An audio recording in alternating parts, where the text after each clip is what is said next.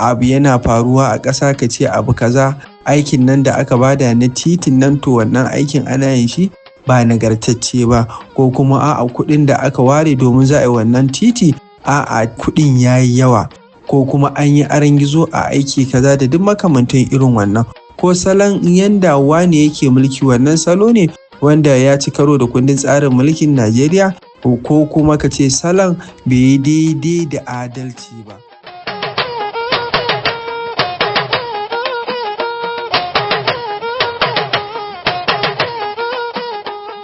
Badamasi Suleiman Gandu sunana, lauya daga jihar Kano, Najeriya. Haƙƙin faɗan albarkacin baki haƙƙi ne wanda ya taso daga Constitution 1999 as amended, wato ma'ana kundin tsarin mulkin ƙasar nan wanda ake mishi gyaran fiska. Abin da yake akwai shine duk ɗan ƙasa yana da dama ya faɗi albarkacin bakinsa. Sannan me ake nufi da albarkacin baki? Shi albarkacin baki shine ka zo ka faɗi ra'ayinka illa bai ci karo da addinin wani ba ko aƙidar wani, kuma bai taɓa wani mutuncin duk wani mutum mai mutunci ba.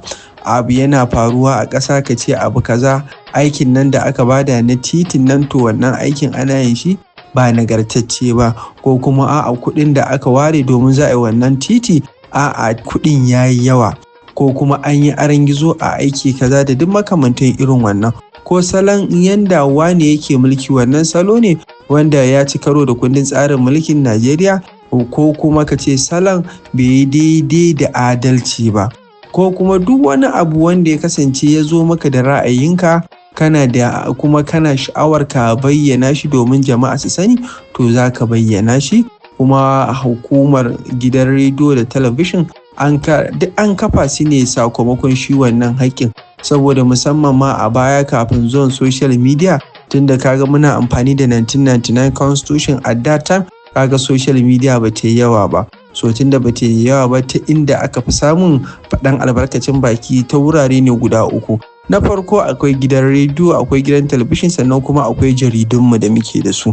So a wannan kafafen yaɗa labarai za ka faɗi ra'ayinka, za su faɗa. Sannan ita karan kanta wannan kafafen yaɗa labarai ɗin an kafa su ne bisa wannan dokoki, domin da babu wannan dokoki da ba a kafa su ba. Shi yasa suna tsari ne bisa doka. Za ka ga duk bayanan da za su yi da duk labaran da za su yi, ba za su ba da wani labari ba wanda zai tada hankalin jama'a, ba su ba da labari na ƙanzon kurege ba. Duk abin da za su faɗa ne abin da suke da yaƙini na gaskiya ne. Sannan mafi yawanci ma shi ƙwararren ɗan jarida an san shi ne da bincike kafin ya zo ya faɗi labari. Sannan bacin ya yi bincike, sannan kuma zai abin da suke kira da suna balancing report, zai ji ta kowane ɓangare, sannan zai yi nashi binciken na karan kansa, sannan ya ji kowane ɓangare. Shi suke kira da suna investigative journalist. To abin da ake bukata duk ɗan jarida ya kasance haka. To yayin da ya kasance haka, zai ringa yaɗa labari wanda za a ce mishi san barka, wanda ba za a tuhume shi da yaɗa labarin ƙarya ba. Domin akwai wurare da dama wanda ake samun a gidan jaridu sun faɗi labarin wanda yake ba na gaskiya ba, kuma hakan yakan biyo ƙara da ake shigarwa a kansu, wanda duk akwai irin wannan abubuwan misali suna nan.